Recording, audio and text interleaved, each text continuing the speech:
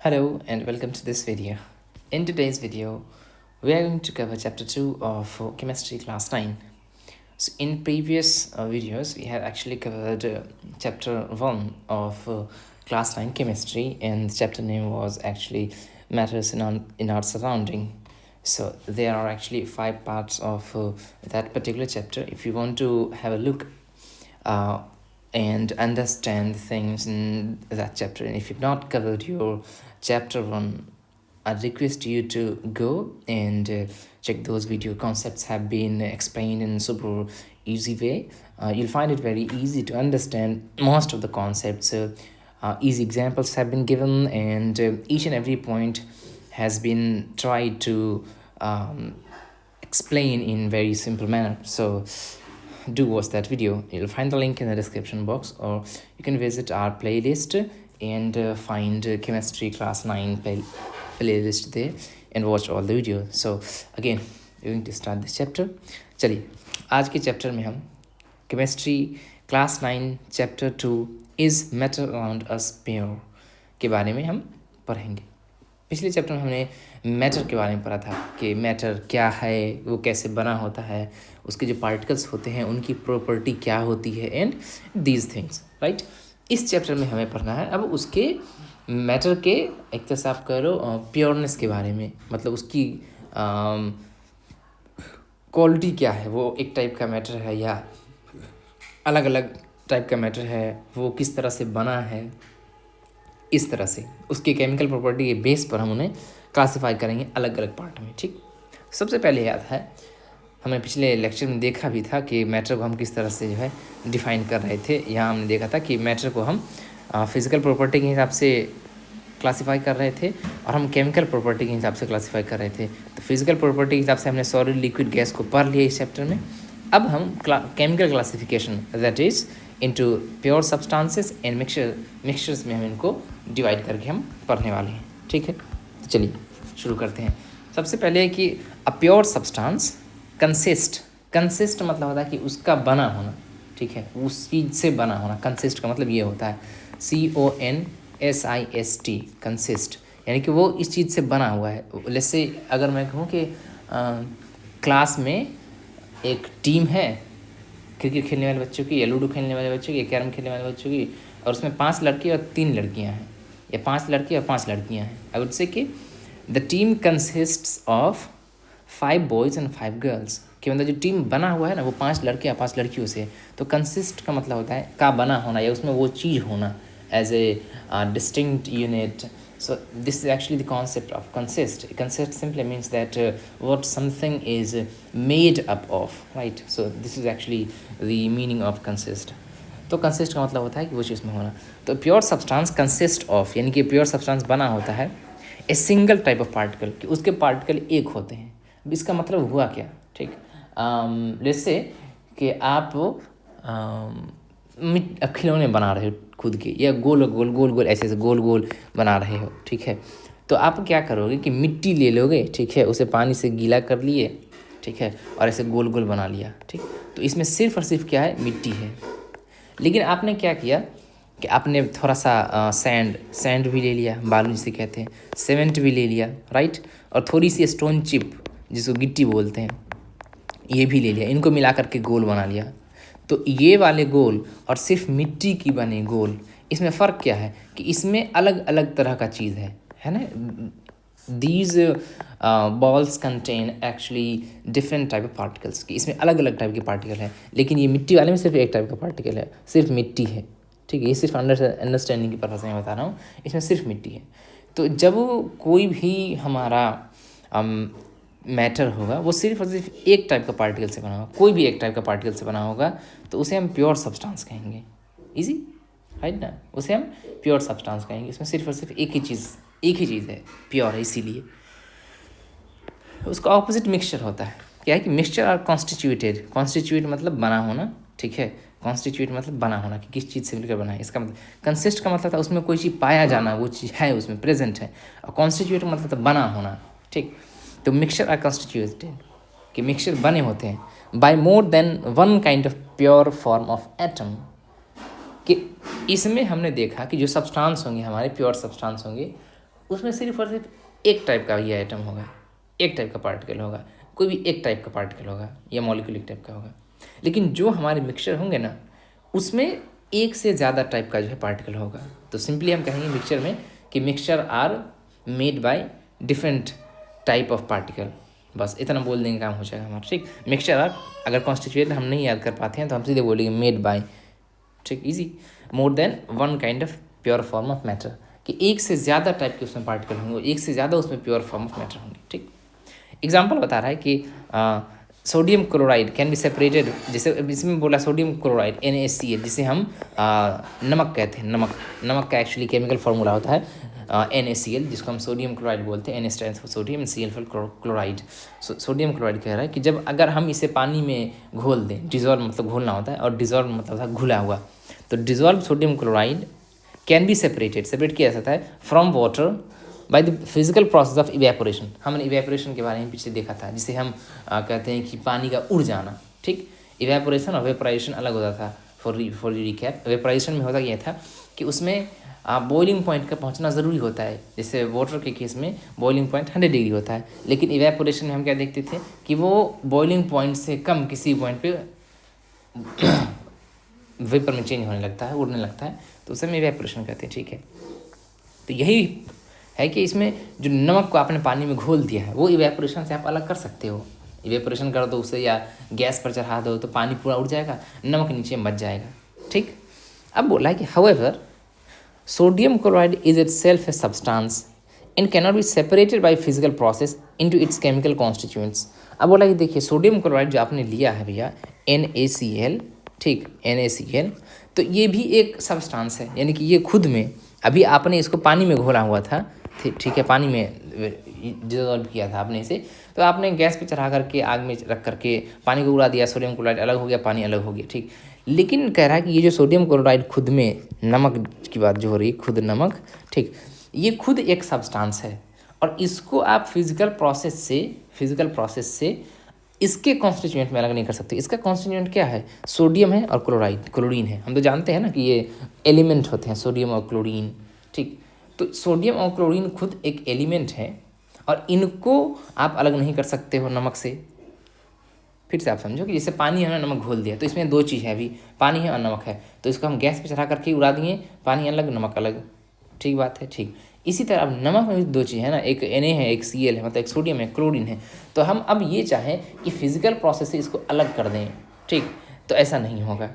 जैसे एग्जांपल के तौर मैं आपको बताऊं, छोटा सा फालतू एग्जांपल मेरा खुद देखकर बताता हूँ कि आपके पास मान लिया कि बहुत से लोहे की कील है, ठीक है, ठीक, और उसमें सिक्के मिले हुए हैं जैसे, ठीक, और वो सारा का सारा पानी में है, ठीक, या किसी ऐसी चीज़ में है।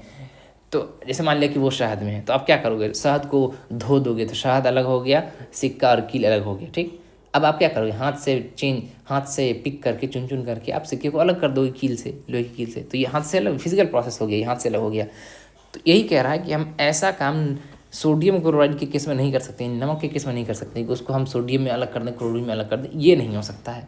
और फिजिकल प्रोसेस मतलब ऐसा प्रोसेस जिसमें आपको कोई फिजिकल एक्टिविटी करना पड़ रहा हो, मतलब कि इसके लिए आपको कोई लेबोरेटरी वाली चीज़ है या केमिकल रिएक्शन नहीं करवाना पड़ रहा, वो फिजिकल प्रोसेस होता है। जैसे कि हाथ से चुनना हो गया, ठीक है, या फिर छानना हो गया, फिल्ट्रेशन हो गया, या फिर विनोइंग, ओसाना हो गया, ठीक, ये सब फिजिकल प्रोसेस में आता है। और केमिकल प्रोसेस में आ गया कि आपका इलेक्ट्रोलिसिस कर रहे हैं या बहुत तरह की चीज़ें आगे पढ़ेंगे उसमें, वो सब है। ठीक, तो यही बात है कि हम सोडियम क्लोराइड के केस में हम इसको इसके पार्टिकल्स में अलग नहीं कर सकते हैं फिजिकल प्रोसेस से, मतलब हाथ से चुन कर या छान करके, ऐसा नहीं कर सकते। ठीक है, ये बात लिखा हुआ है। केमिकल कॉन्स्टिट्यूएंट्स मतलब जो केमिकल कॉन्स्टिट्यूएंट है उसका, यानी कि जो बना हुआ है जिस चीज़ से, ठीक है, उसमें हम अलग नहीं कर सकते। सिमिलरली इसी तरह sugar is a substance because it contains only one kind of pure matter and its composition is the same throughout। कह रहा है कि देखिए जो शुगर है, चीनी जिसे हम कहते हैं, वो भी एक सब्सटेंस है क्योंकि इसमें एक टाइप का प्योर मैटर है सिर्फ। ठीक है, और इसका कॉम्पोजिशन हमेशा हर जगह एक है। ये क्या समझ नहीं आ गई? Soft drink and soil are not single substance. अब कह रहा है कि ये सॉफ्ट ड्रिंक है, यानी स्प्राइट हो गया, थम्स अप हो गया, कोका कोला जो आप लोग पीते हैं, उसके बारे में बात हो रही है। और सॉइल, मिट्टी, कह रहा है कि ये एक सिंगल सब्सटेंस नहीं है, मतलब इसमें बहुत सारी अलग अलग चीज़ मिली होती है, जैसे कि आप सॉफ्ट ड्रिंक की बात कर लो, कोका कोला की, स्प्राइट की, तो उसमें अलग अलग चीज़ मिला हुआ है, पानी हो सकता है उसमें, उसमें जो है और दूसरा चीज़ होगा, सोडा होगा, उसमें जो है शुगर होगा, चीनी, नमक और दूसरी चीज़ें होंगी। तो इसीलिए वो जो है हमारा सिंगल सब्सटेंस नहीं है, वो प्योर सब्सटेंस में नहीं आता है। ठीक, अब मिक्सचर की बात हो रही कि मिक्सचर कंटेन्स मोर देन वन सब्सटेंस, ये देख चुके हैं ऑलरेडी कि मिक्सचर में एक से ज़्यादा सब्सटेंस होते हैं। ठीक, तो ये डिफ्रेंशिएशन हो गया हमारा प्योर सब्सटेंस में और किस में, मिक्सचर में। प्योर सब्सटेंस एक टाइप का पार्टिकल से बना होगा, ठीक है, एक फॉर्म ऑफ मैटर से बना होगा, एक टाइप के पार्टिकल से बना होगा। लेकिन मिक्सचर में एक से ज़्यादा टाइप के पार्टिकल होंगे, बस इतना मेजर डिफरेंस है, बाकी आप खुद से कर सकते हो। ठीक है, इसको याद रखना ध्यान में, राइट। चलिए, या आप एक ऐसे मान लो कि एक क्विज़ हो रहा है, ठीक है, जिसमें क्लास 6 के बच्चे सिर्फ जा सकते हैं। ठीक है, सिर्फ क्लास 6 के बच्चे, और कोई नहीं जा सकता है। ठीक, और एक दूसरा क्विज़ हो रहा है इसमें जिस क्लास का बच्चा चाहे जा सकता है। ठीक, तो जो क्लास 1 एक वो जो कह रहा क्विज़ था जिसमें सिर्फ और सिर्फ क्लास 6 के बच्चे जाते थे, वो हमारा प्योर सब्सटेंस कहलाएगा, क्योंकि सिर्फ उसमें एक टाइप के बच्चे थे। लेकिन ऐसा क्विज़ जिसमें कोई भी जा सकता है, 6, 7, 8, 9 सब का बच्चा है उसमें, तो वो हमारा मिक्सचर कहलाएगा, क्योंकि इसमें अलग अलग सब्सटेंस थे, यानी अलग अलग सब्सटेंस मिल करके तब बने, तो वो हमारा क्या हो गया, मिक्सचर हो गया। ठीक है, अब आए टाइप्स ऑफ मिक्सचर के बारे में। टाइप्स ऑफ मिक्सचर के बारे में पढ़ लेते हैं। दो मिक्सचर के टाइप होते हैं, एक होमोजीनियस और एक हेट्रोजीनियस। देखते हैं कि उनमें डिफरेंस क्या है। देखिए, mixture which has a uniform composition through out, यानी कि एक मिक्सचर जिसका कॉम्पोजिशन थ्रू आउट सेम हो, ठीक है, सेम हो, such mixture are called homogeneous mixture और सॉल्यूशंस। अब देखिए, इसको ध्यान में यहाँ पे समझने वाली बात है कि कॉम्पोजिशन मतलब सबसे पहली बात होता क्या है, और थ्रू आउट का मतलब, यूनिफॉर्म मतलब क्या होता है, और थ्रू आउट का मतलब क्या होता है, ये तीन चीज़ समझना ज़रूरी है। ठीक, एक एग्जांपल से समझते हैं। ठीक, जैसे ये मैंने 3 बीकर लिया सॉरी 3 बीकर लिया और तीनों में ही पानी है। ठीक है, इसमें मैंने घोल दिया है सीमेंट, इसमें मैंने घोल दिया है नमक, और इसमें मैंने घोल दिया है लेट्स से मिट्टी। ठीक, हम होमोजीनियस मिक्सचर के बारे में समझने जा रहे हैं। अच्छे से सब में घुला हुआ है। एक चीज़ बताइए, अगर हम इस वाले बीकर नंबर 1, 2, 3 सेकेंड वाले बीकर में से हम कहीं से भी एक चम्मच निकालें, ठीक, और उसको टेस्ट करें या देखें कहीं से भी, तो वो सेम लगेगा। मतलब आप कहीं से भी एक चम्मच रैंडमली कहीं से भी उठाओ, उसको टेस्ट करो, तो वही सेम लगेगा। ठीक, वो दिखेगा भी सही उतना नहीं होगा। ऐसा नहीं है कि यहाँ पर ज़्यादा थिक हो गया, यहाँ पर ज़्यादा गाढ़ा हो गया, यहाँ पर बहुत ज़्यादा कम गाढ़ा है, या यहाँ पर बहुत ज़्यादा नमकीन है, यहाँ पर कम नमकीन है, नहीं, हर जगह सेम टेस्ट होगा।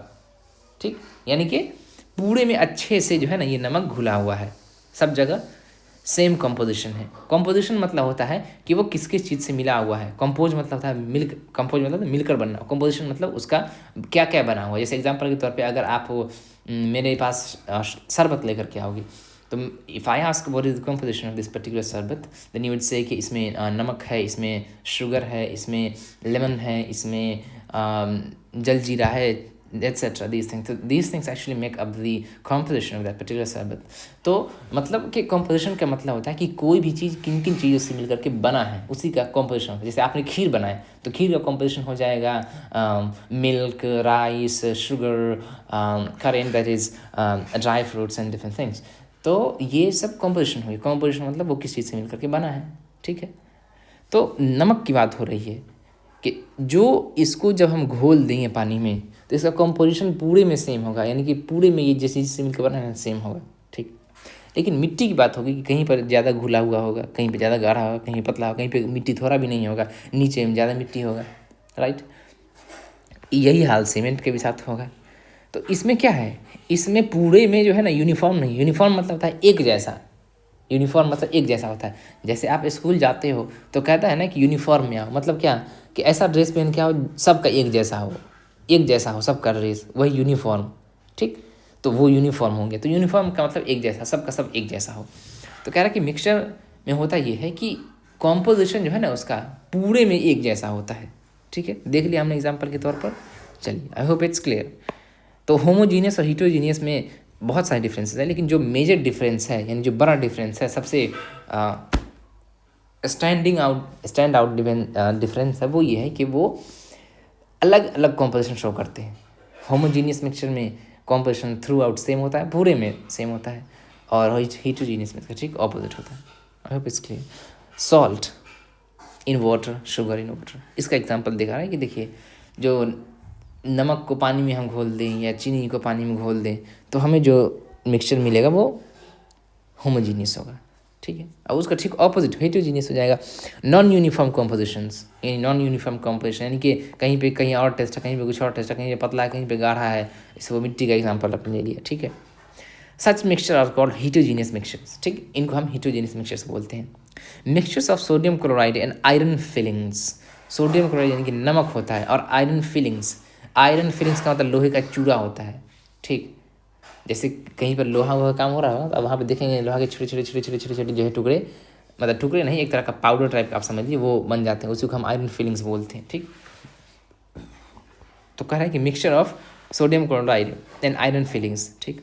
सॉल्ट एंड सल्फर, या आप इसका भी ले लो, क्या बोलते हैं, नमक और सॉल्ट एंड सैंड, नमक और बालू का कंपोजिशन, ठीक। ये सब भी हीटरोजीनियस होगा, मतलब ये भी सब पूरे में सेम नहीं होगा। आप खुद बालू में नमक मिला करके देखो, कहीं पे ज़्यादा मिल जाएगा, कहीं पे कम मिल जाएगा। या आपका घर बना होगा, आपके पास घर बनता हो तो वहाँ पे आप देखते होंगे कि वो लोग बालू और सीमेंट को मिला रहे होते हैं, तो वो भी कहीं पे ज़्यादा मिले, कहीं पे कम मिले, कहीं पे ज़रा भी नहीं मिला, तो वो भी हीटरोजीनियस मिक्सचर का एग्जाम्पल हो जाएगा, ठीक है। तो ये सब जो है हीटरोजीनियस मिक्सचर का एग्जाम्पल है। ऑयल एंड वाटर, पानी को भी आप तेल पर तेल को भी पानी में आप मिलाओगे तो ऐसे ही देखोगे कि तेल ऊपर में तैर रहा है, यानी कि पूरे में नहीं मिला है, पूरे में सेम नहीं है, तो वो भी एग्जाम्पल है हमारा हीटरोजीनियस मिक्सचर का, ठीक है। कूल, चलिए यहाँ पे फिल्ट्रेशन का टेक्निक बताया हुआ है, ठीक। अब एक चीज़ आता है कि सोल्यूशन क्या है। ऐसे तब हमारे दिमाग में कोई चीज़, कभी अगर हम सोल्यूशन पढ़ते हैं, एक सोल्यूशन तो ये होगा कि किसी प्रॉब्लम का सोल्यूशन, ठीक है, उसका हल या उसके रास्ते, ठीक। और एक सोल्यूशन होता है हमारे केमिस्ट्री में। तो केमिस्ट्री में दो तरह का दिमाग हमारे आता है। एक हमारे दिमाग में आता है कि सोल्यूशन का मतलब हो गया कोई ऐसा चीज़ जो लिक्विड है ना, कोई ऐसा चीज़ जो लिक्विड, हालांकि ऐसा नहीं है। सोल्यूशन का मतलब लिक्विड नहीं होता है, ठीक, सिर्फ लिक्विड नहीं होता, लिक्विड होता है लेकिन सिर्फ लिक्विड नहीं होता। आइए पढ़ते हैं क्या होता है सोल्यूशन के बारे में। लिखा हुआ है कि a solution is a homogeneous mixture of two और मोर सब्सटेंसेस। अब कह रहे हैं कि देखिए जो सोल्यूशन होता है वो एक से ज़्यादा सब्सटेंस का होमोजीनियस मिक्सचर होता है। पहले तो हमने मिक्सचर देख लिया, मिक्सचर के दो टाइप देख लिए, होमोजीनियस और हेटेरोजीनियस। तो उसी में जो होमोजीनियस मिक्सचर होगा वो हमारा सोल्यूशन कहलाएगा, ठीक। सबसे पहली बात, यानी सोल्यूशन जो है वो होमोजीनियस होगा और दो से ज़्यादा सब्सटेंसेस में मिले हुए होंगे, ठीक है। जैसे कि एग्जांपल के तौर पे कि अगर मैं शरबत बना रहा हूँ, उसमें नमक भी डाल दिया, चीनी भी डाल दिया, नींबू भी डाल दिया, ठीक, तो ये एक सोल्यूशन बन गया। कूल, यही लिखा हुआ है कि अ सोल्यूशन इज, एक सोल्यूशन है होमोजीनियस मिक्सचर ऑफ टू और मोर सब्सटेंसेस, दो और दो से ज़्यादा सब्सटेंस का। इजी, एकदम इजी। लेमनेड का एग्जाम्पल है, वही लेमनेड जो है नींबू से बनता है, नींबू नमक ये सब मिला करके। सोडा वाटर एट्सेट्रा, ठीक है, soda water etcetera, soda water ये जो वही स्प्राइट वगैरह होगी, ठीक। Usually we think of a solution as a liquid, यानी कि बोला कि आमतौर पे हम ये सोचते हैं कि सोल्यूशन का मतलब लिक्विड होता है, ठीक। दैट कंटेंस इधर ए सॉलिड लिक्विड और गैस डिजॉल्व इन इट। बोला इसमें देखिए आमतौर पे हम ये सोचते हैं कि जो सोल्यूशन होता है ना उसका मतलब एक कोई लिक्विड होता है लिक्विड, और उसमें कोई चीज़ मिला हुआ होता है। जैसे पानी है और उसमें चीनी मिला हुआ है तो हम इसी को सोल्यूशन बोलते हैं, ठीक है, ऐसा बोल रहा है, इसमें लिखा हुआ है। But we can also have solid solutions alloys in gases solution. बोला कि लेकिन खाली ऐसा नहीं है, लिखा हुआ है कि हम ये सोचते हैं कि सोल्यूशन का मतलब है कि कोई चीज़ लिक्विड होगा और उसमें कोई चीज़ मिला हुआ होगा, यानी कि कोई लिक्विड मिला होगा या कोई सॉलिड मिला होगा या कुछ मिला होगा, लेकिन ऐसा नहीं है। इसमें कह रहा है कि हमारे पास ऐसे भी एग्जाम्पल हैं जो सॉलिड सोल्यूशंस हो, जैसे कि अलॉय क्या होता है समझेंगे आगे, और गैसेस सोल्यूशन जैसे एयर का। तो सोल्यूशन का मतलब सिर्फ लिक्विड फॉर्म में नहीं होता है। सोल्यूशन का सिंपली मतलब हो गया कि दो या दो से ज़्यादा सब्सटेंस होगा, वो मिला होगा और होमोजीनियस होगा, ठीक। अब वो किसी भी स्टेट में हो, गैसेस स्टेट में हो, लिक्विड स्टेट में हो या फिर सॉलिड स्टेट में हो, दैट डजंट मैटर। सोल्यूशन का मतलब सिर्फ और सिर्फ लिक्विड नहीं होता है। सोल्यूशन का मतलब होता है कि दो से ज़्यादा सब्सटेंस मिले हुए होंगे और वो भी उनका कॉम्पोजिशन थ्रू आउट सेम होगा, यूनिफॉर्म होगा, वो होमोजीनियस होंगे, ठीक, तब हम उनको सोल्यूशन कहेंगे, राइट। चलिए, यही बात यहाँ पे लिखा हुआ है कि हमारे पास सॉलिड सोल्यूशन भी है जिनको अलॉय बोलते हैं, और गैसियस सोल्यूशन जैसे एयर है, ठीक। In a solution there is a homogeneity at the particle level. अब होमोजीनियस से आया है होमोजिनिटी, ठीक, ये इसको समझना ज़रूरी है। जैसे ऑनेस्ट है ना, ऑनेस्ट एक क्वालिटी है, ठीक, कि कोई आदमी ऑनेस्ट है, ठीक है, यू आर ऑनेस्ट। और ईमानदार मतलब, और ऑनेस्टी यानी ईमानदारी, यानी ये क्वालिटी होने का स्टेट, ईमानदारी, समझ रहे हैं आप। ऑनेस्ट कोई आदमी होगा लेकिन उसके अंदर ऑनेस्टी होगी, इन अ सेंस कि it's kind of state of something, एक नाउन बन जाता है, यानी कि ये किसी चीज़ का स्टेट है। उसी तरह होमोजीनियस यानी कि वो चीज़ होमोजीनियस होगा, और होमोजीनिटी यानी कि वो होमोजीनियस होने का क्वालिटी, उसको हम होमोजीनिटी बोलते हैं, ठीक है। जैसे हैप्पी मतलब खुश, और हैप्पीनेस मतलब खुशी, तो उसी तरह होमोजीनियस और homogeneity. I hope it's clear. Word को समझना जरूरी है, बिना वर्ड के जो है आप समझ नहीं पाओगे। And I don't want you to just mug up and memorize all the facts and then vomit it out on exam day. That's not my purpose, right? तो समझ करके चलना है। तो होमोजीनिटी मतलब हो गया कि सब जगह सेम होगा, यानी होमोजीनियस होगा, पूरे जगह सेम होगा, उसी के क्वालिटी को हम होमोजीनिटी बोलते हैं, ठीक है। ये लिखा हुआ है कि इन अ सोल्यूशन में, ठीक है, होमोजीनिटी होता है, यानी होमोजीनियस होने का क्वालिटी होता है।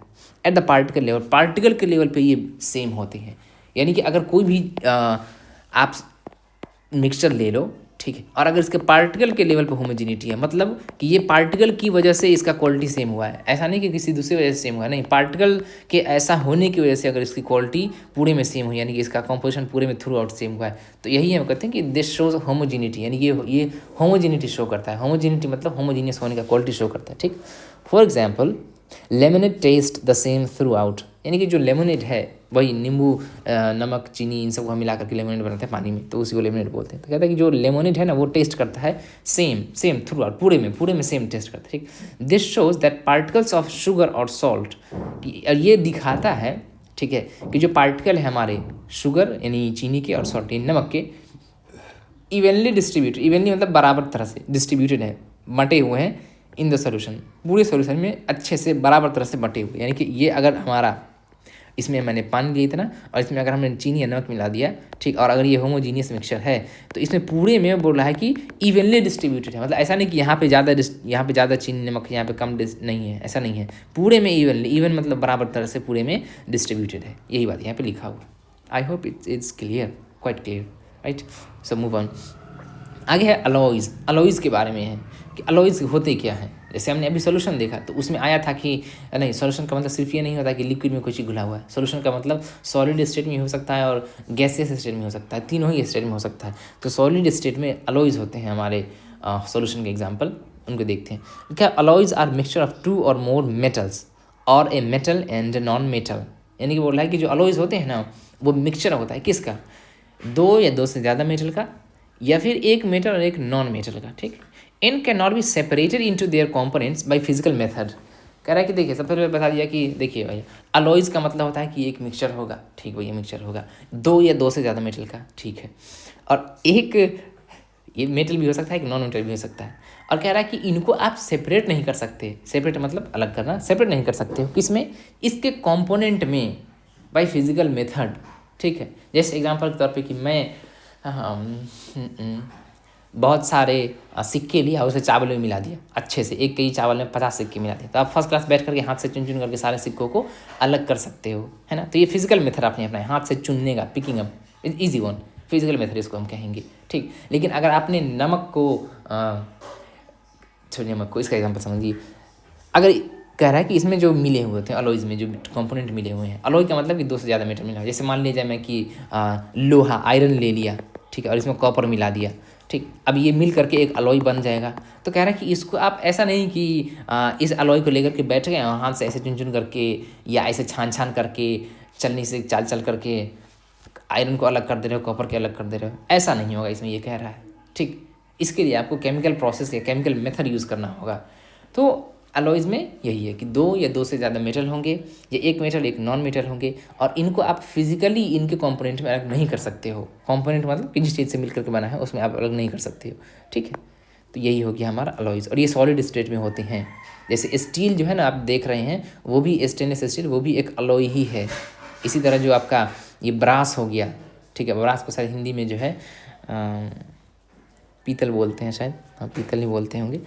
पीतल जो हो गया वो भी एक अलॉय ही है, वो भी एक सोल्यूशन ही है, ठीक।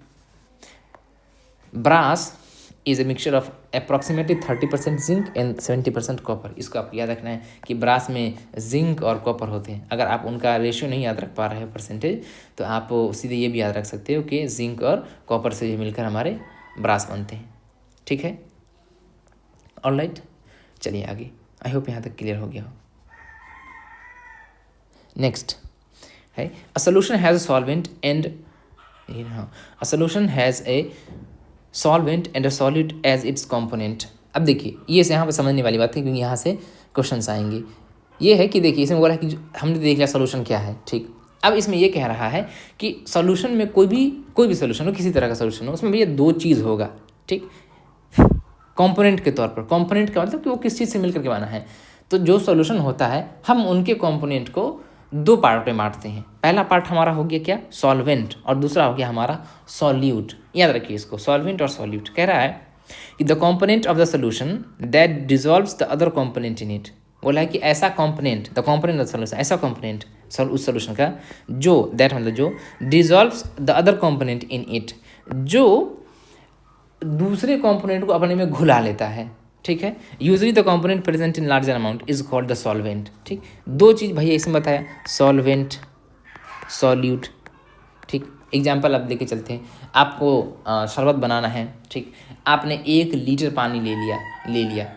अब उसमें 1 केजी तो चीनी नहीं ना डाल रहे हो आप, जैसे 100 ग्राम चीनी आपने डालना है, ठीक। तो अब करोगे क्या, चीनी को पानी में डालना है, यानी कि पानी जो है वाटर, वो डिज़ोल्व करेगा शुगर को, है ना, डिज़ोल्व करेगा।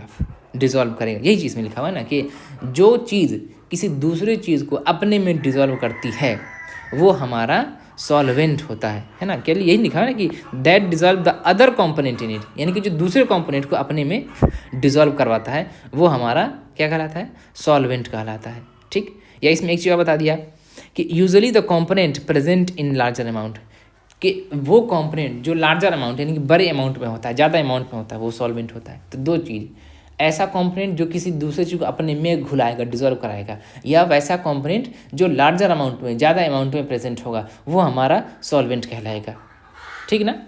तो जैसे आपने शरबत बनाया तो आपने चीनी को, शुगर को वाटर में डिजोल्व कराया, तो वाटर में डिजोल्व हुआ है, वाटर ने डिजोल्व करवाया अपने अंदर दूसरे कंपोनेंट को, और वाटर ज़्यादा क्वांटिटी में प्रेजेंट था, ज़्यादा था, लार्जर क्वांटिटी में, तो हमारा वाटर जो है सॉल्वेंट कहलाएगा। और जो कम क्वांटिटी वाला चीज़ होगा, या जो घुलेगा किसी चीज़ में, जो किसी चीज़ में डिजोल्व होगा, वो चीज़ हमारा सॉल्यूट कहलाएगा। आगे बात समझ में, ठीक, क्लियर। इसी तरह अगर मैं एक दूसरा एग्जांपल लेकर के बताऊँ, तो जैसे कि आपने चावल बनाना है, तो आपने आधा लीटर पानी लिया, उसमें 200 ग्राम चावल डाल दिया, तो इस केस में चावल हमारा सॉल्यूट हो जाएगा और पानी जो है हमारा वो सॉल्वेंट हो जाएगा। ये मैं बताने के लिए कह रहा हूँ, ठीक है, ये होगा नहीं एक्चुअली, ठीक, ये सारी बात होगी।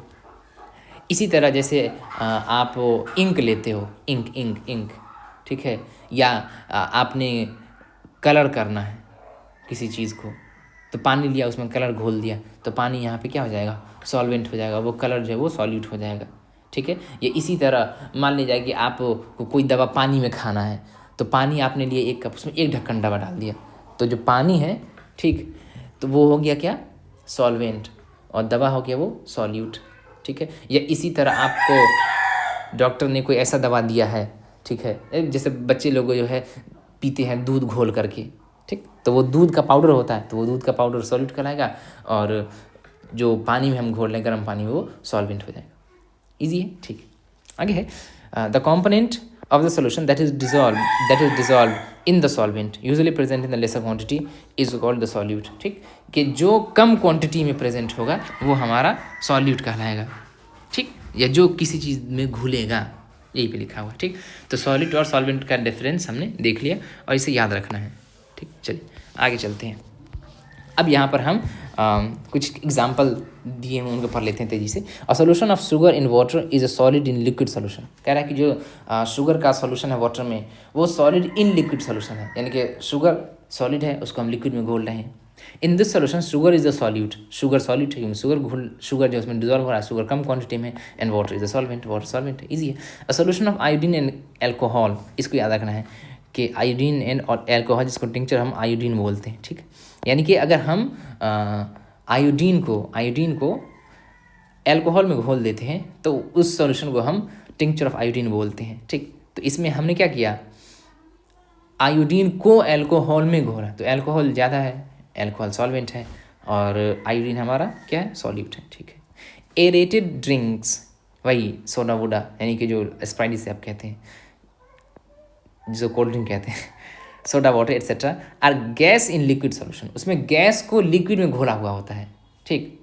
These contain carbon dioxide gas as solute and water as liquid solvent. यानी वो लाइक देखिए, जो आप थम्सअप वगैरह पीते हैं, स्प्राइट वगैरह पीते हैं, जो भी कोल्ड ड्रिंक आप पीते हैं, ठीक है, उसमें होता क्या है कि गैस को कार्बन डाइऑक्साइड गैस को हम घोले हुए होते हैं, किस में, पानी में, लिक्विड में, ठीक। तो यहाँ पे सॉल्यूट हो गया कार्बन डाइऑक्साइड और सॉल्वेंट हो गया हमारा वाटर, पानी, ठीक है, यही लिखा हुआ है यहाँ पर।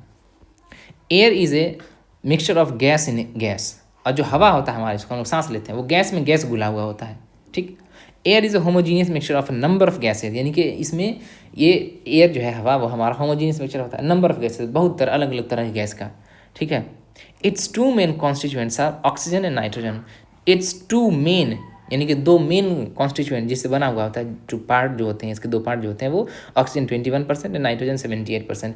78% नाइट्रोजन होता है और 21% जो ऑक्सीजन होता है, ठीक। The other gases are present in very small quantity, जो दूसरे गैसेज हैं वो बहुत कम क्वांटिटी में प्रेजेंट होते हैं, इजी, ठीक। अब इसके बाद हम देख लेते हैं प्रॉपर्टीज ऑफ ए सोल्यूशन, इसके बाद हमारी वीडियो खत्म हो जाएगी, ठीक है। चलिए अगले पार्ट में हम कवर करेंगे, ठीक। अब हम सोल्यूशन के प्रॉपर्टी के बारे में बात करने जा रहे हैं, यानी कि सोल्यूशन की प्रॉपर्टी क्या है, उसका क्वालिटी क्या है भैया, वो कैसे बिहेव करेगा, क्या होगा, कैसे होगा, उसके बारे में देख रहे हैं, और क्वेश्चन यहाँ से अच्छे खासे बन जाते हैं, ठीक। चलिए देखते हैं। अ solution is a homogeneous mixture, सबसे पहली बात कि जो सोल्यूशन होगा वो होमोजीनियस होगा, हेट्रोजीनियस नहीं होगा भैया। होमोजीनियस माने क्या, होमोजीनियस का मतलब कि इसके, ठीक है, जो कंपोनेंट होंगे उनकी प्रॉपर्टी या उनका क्वालिटी जो है पूरे में सेम होगा, यानी उनका कंपोजिशन थ्रू आउट सेम होगा, यूनिफॉर्म होगा, यूनिफॉर्म कंपोजिशन होगा, उसी को हम बोलते हैं कि होमोजीनियस है, ठीक है।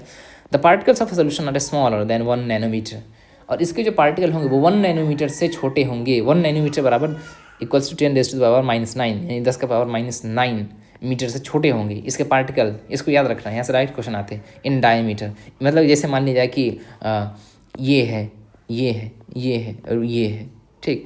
तो मान लीजिए कि इसका 1 सेंटीमीटर है डायमीटर, इसका आधा सेंटीमीटर है, इसका 0.25 सेंटीमीटर है, इसका 0.1 सेंटीमीटर है, यही डायमीटर हो गया। तो कह रहा है कि जो सोल्यूशन के पार्टिकल्स होते हैं उनका डायमीटर बहुत बहुत बहुत छोटा होता है, 1 नैनोमीटर से भी छोटा होता है, ठीक है। 1 नैनोमीटर मतलब बराबर 10⁻⁻⁹ मीटर, ठीक है।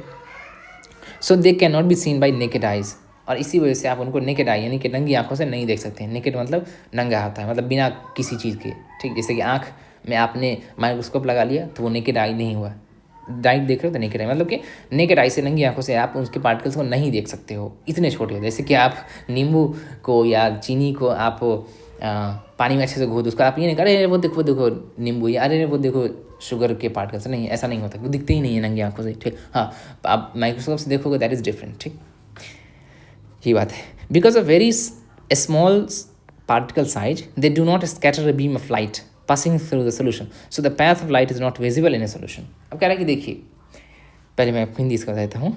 Because of very small particle size, बहुत छोटे पार्टिकल साइज होने के कारण, दे डू नॉट स्कैटर, वो स्कैटर नहीं करते हैं, ठीक है, कौन solution, beam of light, beam यानी कि लाइट के रोशनी को, जैसे टॉर्च से आप मारते हैं ऐसे लंबा सा निकलता है, उसको हम बीम बोलते हैं, बीम ऑफ लाइट, ठीक है। पासिंग थ्रू द सोल्यूशन, यानी कि जो सोल्यूशन के through beam of light pass कर रहा है उसको स्कैटर नहीं करते हैं, बिखेरते नहीं हैं। सो इसीलिए द पैथ मतलब रास्ता होता है, path of light is not visible, visible मतलब दिख रहा होता है, इनविजिबल मतलब जो नहीं दिख रहा है, विजिबल मतलब जो दिख रहा है, इन ए सोल्यूशन के जो लाइट का पैथ है, रास्ता है, वो दिख नहीं रहा होता है किस में, सॉल्यूशन में। क्यों? क्योंकि इसके पार्टिकल्स के साइज बहुत छोटे होते हैं। टिंडेल इफेक्ट के बारे में आगे देखेंगे क्या होता है। ठीक है, समझ में आ गई बात। यानी कि आप नींबू पानी में ऐसे टॉर्च मारोगे तो पता नहीं चलेगा कि लाइट ऐसे जा रहा है या ऐसे जा रहा है, मतलब दिखेगा नहीं ऐसे की रोशनी है। ठीक, ये हो गया। आगे है the solid particles can not be separated from the mixture by the process of filtration. अब क्या रहा कि देखिए यहाँ पे हमने देखा था ये फिल्ट्रेशन, ये छानने वाला प्रोसेस, कि कैसे हम किसी को छान करके अलग कर सकते हैं। ठीक, जैसे पानी में अगर बालू मिल गया तो आप फर्स्ट क्लास छान लो, निकल जाएगा सारा का सारा बालू अलग। क्यों? क्योंकि जो बालू के जो पार्टिकल है, यानी कि जो बालू है उसका साइज काफ़ी बड़ा है, छान करके आप अलग कर सकते हो। लेकिन कहना है कि भैया सॉल्यूशन के पार्टिकल्स तो 1 नैनोमीटर से भी छोटे होते हैं, यानी इतने छोटे होते हैं कि आप उनको छान करके भी अलग नहीं कर सकते हो, वो छन्नी से ही निकल जाएगा। ठीक है, ये लिखा हुआ है द सॉलिड पार्टिकल्स हैं, जो घुले हुए पार्टिकल्स होते हैं, वो can not be separated from the mixture by the process of filtration. Filtration के प्रोसेस से वो अलग नहीं हो सकते। द सॉलिड पार्टिकल, जो घुले हुए पार्टिकल्स होते हैं, solid particles do not settle down, वो सेटल डाउन नहीं करते हैं। सेटल मतलब बैठना होता है, डाउन मतलब नीचे, नीचे नहीं बैठेंगे। When left undisturbed that is a solution is stable. अब बोल रहा है कि एक एग्जांपल लीजिए आप, ऐसे नमक को पानी में घोल दिया अच्छे से और मिट्टी को पानी में घोल दिया अच्छे से, अभी अच्छे से पूरा घुला हुआ, पूरे में घुला हुआ है, 10 घंटा छोड़ दीजिए। ठीक, 10 घंटा के बाद आप देखेंगे कि जो मिट्टी है नीचे पूरी देर से बैठ गया है, लेकिन क्या नमक बैठ जाएगा नीचे में? कभी नहीं बैठेगा। वो 10 दिन आप छोड़ दो, बैठेगा ही नहीं। तो ये बोल रहा है यही कि जो सोल्यूशन होते हैं ना, अगर आप उनको छोड़ दो ना तो सेटल डाउन नहीं करेगा, बैठेगा नहीं उसके पार्टिकल, भैया मिला हुआ ही रहेगा। ठीक, और इसीलिए वो सोल्यूशन क्या होता है, वो स्टेबल होता है। ठीक है, तो सॉल्यूशंस वो स्टेबल होते हैं। क्यों स्टेबल होते हैं? क्योंकि उनके पार्टिकल्स सेटल डाउन नहीं करते, नीचे नहीं बैठते हैं छोड़ देने पर। ठीक, तो इतना हमने देख लिया है। अगले क्लास में हम कंसंट्रेशन ऑफ सॉल्यूशन के बारे में बात करेंगे और इससे रिलेटेड आगे की चीज़ें देखेंगे। ठीक है, so that's it for today. Again if you have not watch the chapter 1 videos, I request you to go to the playlist. I'll also attach the link in the description box and watch chapter 1 lectures. So that's it for today, and I hope you enjoyed the lecture. If you liked the lecture, do not forget to subscribe to our channel and also share the video with your friends. And if you've got any problem, you could simply comment below. I'll try to answer that. And keep learning and have fun. That's it for today, and take care and goodbye.